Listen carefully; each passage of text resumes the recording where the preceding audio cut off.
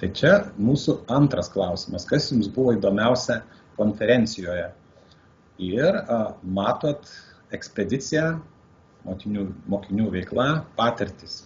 Va čia kiti dalykai labai džiugu, kad tai neapsiriboja keliais dalykais, kad jums patiko ir kiti dalykai. Tai čia antras klausimas, o dabar aš galiu pereiti į ankstesnį klausimą.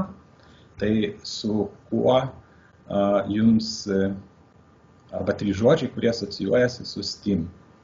Na ir, kaip matot, akivaizdžiausias tai yra bendradarbiavimas. Tai mes labai tikimės su jumis visais dar labiau bendradarbiauti ir kūrybiškai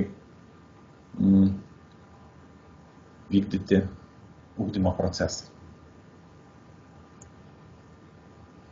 Taip, iš tiesų labai džiugu matyti išryškėjusį žodį bendradarbiavimas. Ko gero, vien tai, kad visos gimnazijos, dauguma mokyklų šiandien dalyvauja tokioje virtualioje konferencijoje. Tikimės, kad iš tiesų ji ateityje įgis ir tokį gyvą pavidalą.